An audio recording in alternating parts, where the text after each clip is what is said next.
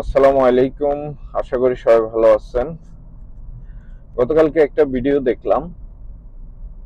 ভিডিওতে দেখলাম গোটা বাংলাদেশ ইউরোপ আমেরিকায় চলে আসতে চাচ্ছে, বাংলাদেশে কেউ থাকতে চাচ্ছে না।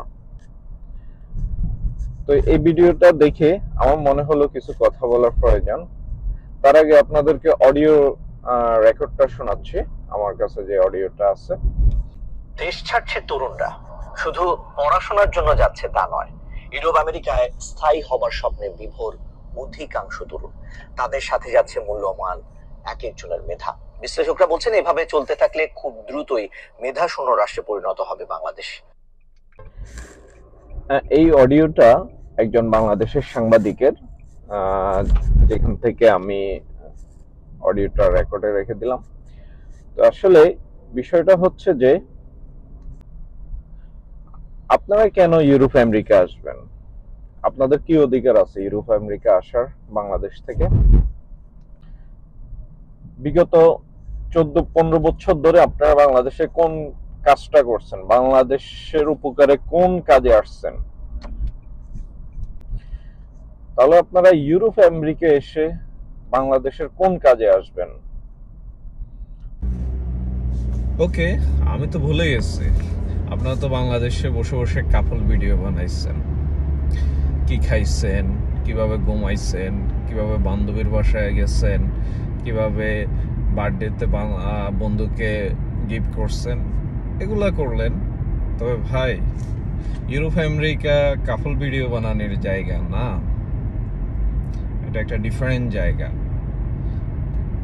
হ্যাঁ, তবে একটা দেশ আছে ইউকে ট্রাই করেন। ইউকে গিয়ে বসে বসে কাপল ভিডিও বানাতে পারবেন।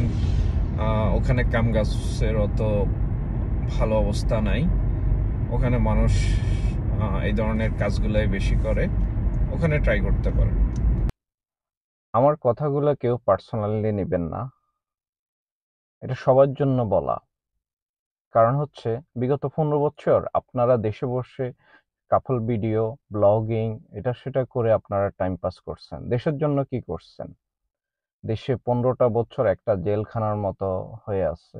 দেশের অন্যায় অবিচার সবকিছু আপনারা সয়ে ঘরে বসে বসে কাপল ভিডিও করলেন। আপনাদের দ্বারা বিদেশে এসেও দেশের কি লাভ? বিদেশের যারা বাঙালিরা আছে, দেশের ভালোবাসায়, দেশের জন্য প্রতি ক্ষণে ক্ষণে দেশের কথা চিন্তা হয়, তাদেরকে আসি আপনারা ডিস্টার্ব করবেন, বিভিন্ন সুযোগ সুবিধা নিতে চাবেন তাদের কাছ থেকে।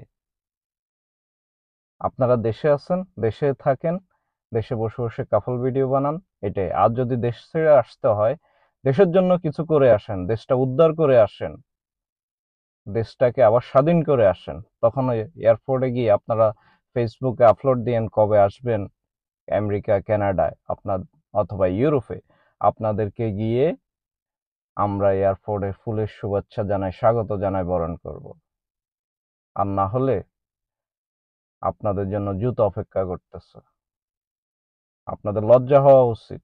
দেশে বসে বসে কাপল ভিডিও করেন, দেশে বসে বসে ব্লগিং করেন, এটা সেটা করেন, সত্যটাকে আড়াল করে মিথ্যাটাকে প্রতিষ্ঠা করার সহযোগী আপনারাও। দেশের এই পরিস্থিতির সহযোগী আপনারাও। সঠিক সময় আপনারা কথা বলেন নাই, সঠিক সময় আপনারা দেশটা পুনরুদ্ধারে এগিয়ে আসেন নাই। তো কেউ পার্সোনালি নেবেন না, কষ্ট থেকে বলতেছি। আমরা বিগত 10-15 বছর এই প্রবাসের মাটিতে বসে দেশের জন্য চিন্তা করছি, দেশের মানুষের কথা, দেশের জনগণের কথা, দেশের সুখ শান্তির কথা, আপনাদের কথা। ধন্যবাদ, সবাই ভালো থাকবেন। অবশ্যই যারা আমার ভিডিওটাকে পছন্দ করবেন, শেয়ার করবেন, 10 জনকে দেখার সুযোগ করে দিবেন, এই কারণে বলতেছি। লজ্জা হওয়া উচিত ওদের।